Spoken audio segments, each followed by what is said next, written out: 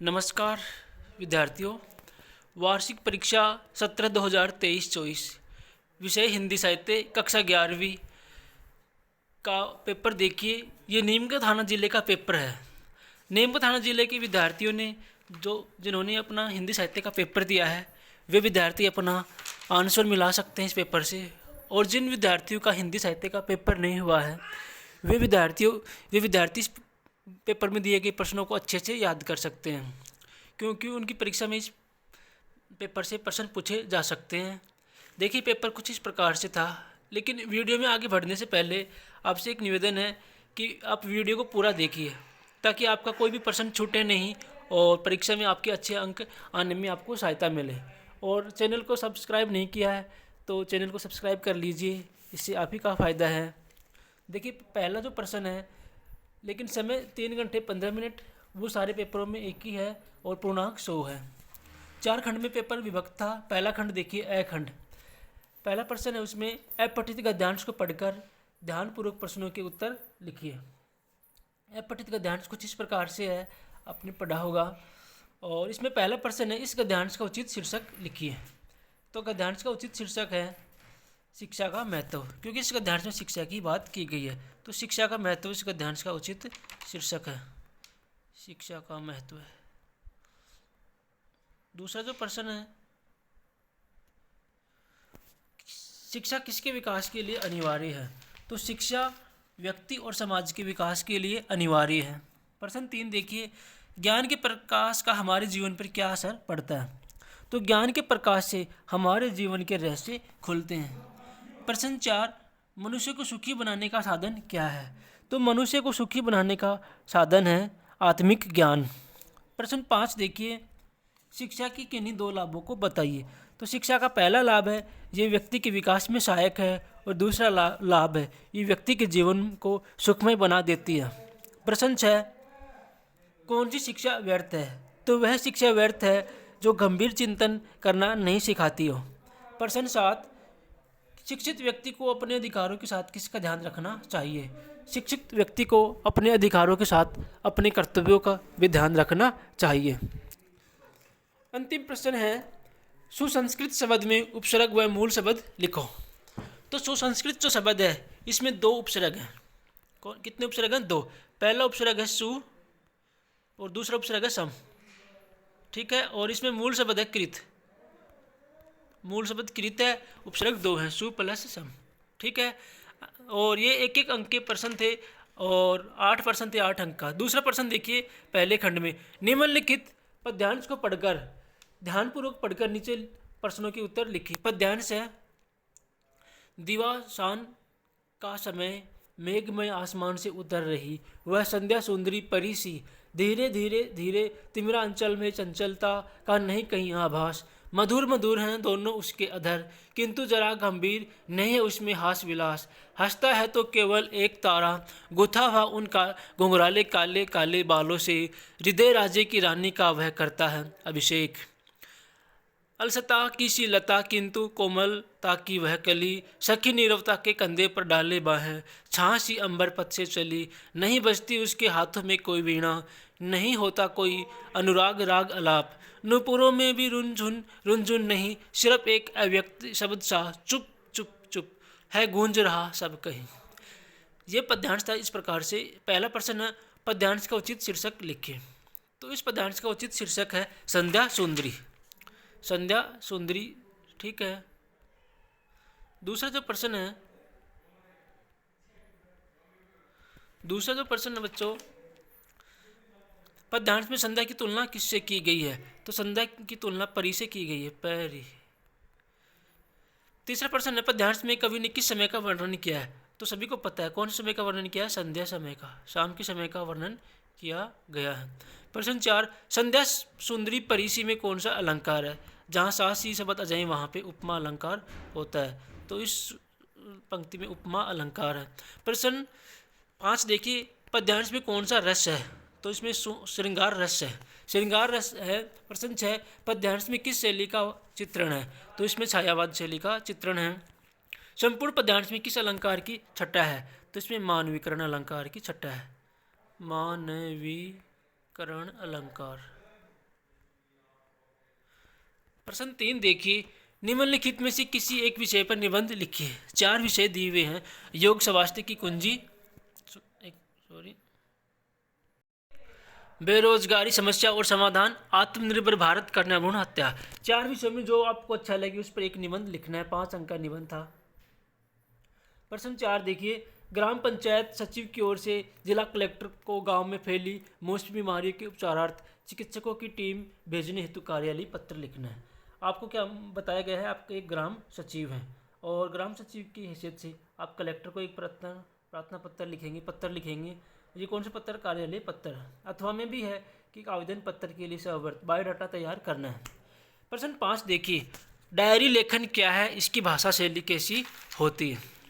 तो देखिए, डायरी लेखन एक कला है जिसमें लिखित व दृश्य श्रव्य यादों का रिकॉर्ड रहता है। इसमें एक दिन या एक अवधि का लेखा जोखा होता है और इसकी भाषा शैली सरल व स्पष्ट होनी चाहिए। प्रश्न 6, कथा और पटकथा के मूल अंतर को स्पष्ट कीजिए। कथा और पटकथा में मूल अंतर यह है कि कथा एक रचनात्मक माध्यम है तो पटकथा एक तकनीकी माध्यम। कथा पटकथा के माध्यम से ही आगे बढ़ती है। प्रश्न 7 देखिए, विद्यालय में वार्षिक उत्सव कार्यक्रम पर प्रतिवेदन तैयार कीजिए। प्रतिवेदन बोले तो रिपोर्ट, आपको एक रिपोर्ट तैयार करनी है। वो इस प्रकार से करनी है कि आपके विद्यालय में वार्षिक उत्सव कार्यक्रम मनाया गया, उसमें मुख्य अतिथि कौन थे, क्या क्या कार्यक्रम किए गए, किन किन बच्चों ने भाग लिया, कैसा कार्यक्रम रहा, आपको कैसा लगा। इस प्रकार से आपको एक रिपोर्ट तैयार करनी थी। 4 अंक की थी। प्रश्न 8, प्रेस विज्ञप्ति और प्रेस नोट में क्या अंतर होता है? तो देखिए, प्रेस विज्ञप्ति और प्रेस नोट एक सरकारी दृष्टिकोण होता है जिसे आवश्यक और अति आवश्यक अवसरों पर ही जारी किया जाता है, जबकि प्रेस विज्ञप्ति जो होती है वह किसी आयोजन या घटना के संबंध में सूचना हेतु आम जनता को सूचना देने के लिए प्रेस के माध्यम से प्रकाशित की जाती है। प्रश्न 9 देखिए, निम्नलिखित व चयनात्मक प्रश्नों के उत्तर दीजिए। 2 प्रश्न हैं। श्रृंगार रस का स्थायी भाव है, तो इसमें ऑप्शन बी बिल्कुल सही आंसर है, रति। प्रश्न 2, सुनहले सूरज में अलंकार है, तो इसमें अनुप्रास अलंकार है, सवर्णन की 2 बार आवृत्ति हो रही है। प्रश्न 10 देखिए, रिक्त स्थानों की पूर्ति कीजिए। काव्य की शोभा बढ़ाने वाले धर्मों को अलंकार कहते हैं। क्या कहते हैं? अलंकार। ठीक है, सॉरी। मात्रिक छंद 3 प्रकार के होते हैं। रस को काव्य की आत्मा कहा जाता है। प्रश्न 4, 26 से अधिक वर्णों वाले छंद को दंडक कहते हैं। प्रश्न 5, पानी गए न उबरे मोती मानस चून, पंक्ति में सलेश अलंकार है। प्रश्न 6, छंद को पढ़ते समय नियमानुसार निश्चित स्थान पर कुछ ठहराव को यति कहते हैं। यति। प्रश्न 11, रस को काव्य की आत्मा मानने के कारण बताइए। तो देखिए, संस्कृत जो ग्रंथ उनमें बताया गया है कि रस युक्त वाक्य ही क्या है? काव्य है। और जिस प्रकार से रस शरीर में आत्मा नहीं होती, निर्जीव होता है, उसी प्रकार से वाक्य में अगर रस नहीं होता तो वह काव्य नहीं हो सकता। प्रश्न 12, महादेवी वर्मा अथवा हरिशंकर परसाई का साहित्यिक परिचय लिखना है। तो 2 में से किसी एक का साहित्यिक परिचय लिखना है। 4 अंक का होगा। देखिए, महादेवी वर्मा का हम लिखेंगे। महादेवी वर्मा का जन्म 1907 पर फर्रुखाबाद में हुआ था। इनकी रचनाएं गद्य और पद्य दोनों में ही थी। छायावाद की ये प्रमुख स्तंभ रही हैं। इनकी रचनाओं के नाम हैं यामा, दीपशिखा, नीलांबरा, मैं नीर भरी, दुख की, मेरे साथी, पथ के साथी आदि। प्रश्न 13, निम्नलिखित में से किन्हीं 4 प्रश्नों के उत्तर लिखिए। 6 में से 4 प्रश्नों के उत्तर हमें देने हैं। पहला जो प्रश्न देखिए, महमूद ने कौन सा खिलौना खरीदा? तो महमूद ने सिपाही खरीदा। सिपाही। ठीक है, पता है कौन से पार्ट से लिया गया है ये। प्रश्न 2, दोपहर का भोजन कहानी समाज की कौन से वर्ग से जुड़ी है? तो ये एक गरीब वर्ग से जुड़ी हुई है। गरीब वर्ग से जुड़ी हुई है। प्रश्न 3 है, टॉर्च बेचने वाले लेखक का नाम है? तो हरिशंकर परसाई। हरिशंकर परसाई टॉर्च बेचने वाले पाठ के क्या है? लेखक है। अच्छा का प्रश्न देखिए, खानाबदोश का अर्थ क्या होता है? खानाबदोश का अर्थ होता है घुमंतु, वह व्यक्ति जो घूम घूम कर अपना गुजारा करता है। प्रश्न 14, निम्नलिखित में से किन्हीं 2 प्रश्नों के उत्तर दीजिए। 3 में से 2 प्रश्नों के उत्तर देने। गूंगे कहानी की मूल संवेदना पर प्रकाश डालिए। तो गूंगे कहानी की मूल संवेदना है कि गूंगों के प्रति सहानुभूति के भाव उत्पन्न करना ही। अगला जो प्रश्न है 3 का देखिए, हामिद की जगह आप होते तो क्या करते। तो हामिद की जगह हम होते तो हम भी वही करते जो हामिद ने किया। हामिद ने अपनी दादी के लिए एक चिमटा खरीदा था। प्रश्न 15, लेखक ने टॉर्च बेचने वाली कंपनी का नाम सूरज छाप ही क्यों रखा। तो लेखक ने सूरज छाप इसलिए रखा, जिस प्रकार से सूरज अंधेरा दूर कर देता है उसी प्रकार लेखक की टॉर्च भी अंधेरे को दूर कर देती है। प्रश्न 16, गूंगा दया या सहानुभूति नहीं अधिकार चाहता था, सिद्ध कीजिए। गूंगा जो था वह अपना मान सम्मान और अधिकार के लिए लड़ाई करता था, अर्थात अपने अधिकारों की वो मांग करता था, क्योंकि दया और सहानुभूति तो एक विकलांगता की पहचान है। इसलिए गूंगा चाहता था कि वह भी अपना आत्मसम्मान को बढ़ाए। इस प्रकार से देखिए प्रश्न 17, किन्हीं 4 प्रश्नों के उत्तर दीजिए। पहला प्रश्न, कबीर के गुरु का नाम क्या है। तो कबीर के गुरु का नाम था रामानंद। प्रश्न 2, सूरदास का जन्म स्थान कौन सा है। सूरदास का जन्म स्थान 2 बताए जाते हैं, एक तो रुनकता, दूसरा सिही ग्राम। प्रश्न 4 देखिए, संध्या के समय प्रकृति में क्या परिवर्तन होता है। तो संध्या के समय प्रकृति में पहला परिवर्तन तो ये होता है कि सूर्य लाल दिखाई देता है और पीपल के जो पत्ते हैं वो ताम्र वर्ण के दिखाई देते हैं। अंतिम प्रश्न देखिए, कवि नागार्जुन का मूल नाम क्या था। तो कवि नागार्जुन का मूल नाम वेदनाथ मिश्र था। 6 में से हमने 4 ही प्रश्नों के जवाब दिए हैं। अगर आपने ऐसे प्रश्नों के जवाब दिए होंगे तो आपके पूरे में पूरे से अंक आने की संभावना है। अगला जो प्रश्न देखिए 18 का, मगध के माध्यम से हस्तक्षेप कविता किस व्यवस्था की ओर इशारा कर रही है। तो 2 अंक का प्रश्न है, ये आपको ही करना था। प्रश्न 19, पत्नी की आंखें नहीं हाथ हैं जो मुझे थामे हुए हैं, कवि का क्या अभिप्राय है। कवि का अभिप्राय ये है कि कवि जो है अपनी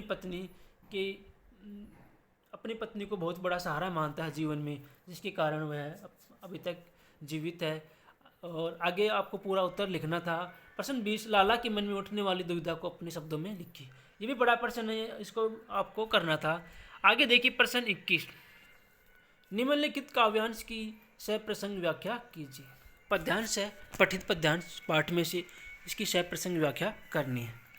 पद्यांश देखिए इस प्रकार से, मुरली तऊ गोपाल ही भावती, सुनरी सखी यद्यपि नंदलाल लही, नाना भांति नचावती, राखती एक पाई ठाडो करी अति अधिकार जनावती, कोमल तन आज्ञा कर वावती, कटी टेढ़ो है आवती, अति आधीन सुजान कनोड़े गिरधर नार नवावती, आपून पोढ़े अधर सज्जा पर, कर पल्लव पलुटावती, भ्रकुटी कुटिल नैना नासा पुट, हम पर कोप करावती, सूर प्रसन्न जानी एको छिन, घर ते शीश डुलावती।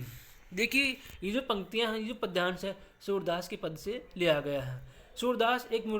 सूरदास एक सखी के माध्यम से कहलवाते हैं कि ये जो मुरली है, सखी मुरली से क्या करती हैं, ईर्ष्या करती हैं। इसलिए करती हैं कि श्री कृष्ण के होठों पे मुरली नाचती है और मुरली श्री कृष्ण को अपने वश में कर रखी है। एक एक पंक्तियों का अर्थ लिखना था कि मुरली जो है वो गोपाल को, श्री कृष्ण को अच्छी लगती है। हे सखी, नंदलाल को अपने प्रकार से, अनेक प्रकार से वो नचाती है। देखो एक पाँव पे खड़ा करती है और श्री कृष्ण पे अपना ही अधिकार जनाती है। कोमल तन वाले श्री कृष्ण से पता नहीं क्या क्या अपनी आज्ञा मनवाती है। और अति आधुन जो चतुर हैं श्री कृष्ण, जो गिरिधर पर्वत को भी उठाने वाले हैं, उनसे अपनी बातें मनाती है और उनके होठों पर वो सज्जित रहती है। और मुरली श्री कृष्ण की जो मुरली है वह हम सखियों के ऊपर क्रोध करवाती है। इस प्रकार से सूरदास कहते हैं और हमें व्याख्या लिखनी है। प्रसंग हमने लिखना था। प्रश्न 22, निम्नलिखित गद्यांश की सप्रसंग व्याख्या कीजिए। ये जो पाठ है वह दोपहर का भोजन पाठ से लिया गया है। इसके लेखक हैं अमरकांत। देखिए, सिद्धेश्वरी पर जैसे नशा चढ़ गया था, उन्माद की रोहिणी की बातें बड़बड़ाने लगी। पागल नहीं है, बड़ा होशियार है, उस ज़माने का कोई महात्मा है, मोहन तो उसकी बड़ी इज्जत करता है। आज कह रहा था कि भैया की शहर में बड़ी इज्जत होती है, पढ़ने लिखने वालों में बड़ा आदर होता है, और बड़का तो छोटे भाइयों पर जान देता है। दुनिया में वह सब कुछ सह सकता है, पर यह नहीं देख सकता कि उसकी प्रमोद को खुश हो जाए। तो उस पाठ से ली गई है और बिल्कुल सरल जैसी पंक्तियाँ हैं, उसका हमें भावार्थ लिखना था। प्रश्न 23, निम्नलिखित प्रश्नों में से किन्हीं 4 के उत्तर लिखिए। 6 में से 4 के उत्तर देने। आवारा मसीहा एक अंश है, तो आवारा मसीहा शरत चंद्र चट्टोपाध्याय की जीवनी का ही एक अंश है, जिसके लेखक हैं विष्णु प्रभाकर। आगे देखिए 2 का छोड़ेंगे 3 का। शरत स्वभाव से कैसे थे? तो शरत जो थे शरत चंद्र स्वभाव से डरपोक थे। प्रश्न 4 का भी छोड़ेंगे। 5 का देखिए, शरत की जीवनी आवारा मसीहा के रचयिता कौन है? जैसा कि हमने ऊपर बताया, शरत की जीवनी आवारा मसीहा के लेखक है विष्णु प्रभाकर। अंतिम प्रश्न 6 का, मेजर अब्दुल्ला पठान कौन थे? मेजर अब्दुल्ला पठान अध्यापक थे स्काउट गाइड के, जो गुजराती स्कूल में पढ़ाते थे। अंतिम प्रश्न 24, निम्नलिखित में से किन्हीं 3 प्रश्नों के उत्तर दीजिए। 4 में से 3 प्रश्नों के उत्तर देने, प्रत्येक प्रश्न 3 अंक का। लेखक जन्मजात कलाकार हैं, इस आत्मकथा में सबसे पहले यह कहाँ उद्घाटित होता है? इस प्रश्न का जवाब देना है। दूसरा, कला के प्रति लोगों का नज़रिया पहले कैसा था, अब उसमें क्या बदलाव आया है? प्रश्न 3, क्या अभाव अधूरापन मनुष्य के लिए प्रेरणादायी हो सकता है? प्रश्न 4, नाना के घर किन किन बातों का निषेध था, शरत को उन निषेध कार्यों को करना क्यों प्रिय था? 4 प्रश्न में किन्हीं 3 के जवाब देने। प्रश्न बड़े हैं, तो प्यारे विद्यार्थियों, ये पेपर था कक्षा 11 हिंदी साहित्य का, और मैंने यहाँ जो प्रश्न हैं उनके अधिक से अधिक उत्तर देने का प्रयास किया है, और जिनका पेपर नहीं हुआ उस पेपर को अच्छे से याद कर ले, ताकि आपकी परीक्षा में आपको मदद मिल सके। और अगर आपने अभी तक चैनल को सब्सक्राइब नहीं किया तो प्लीज़ चैनल को सब्सक्राइब कर लीजिए, एक लाइक कर दीजिए। थैंक यू, जय हिंद।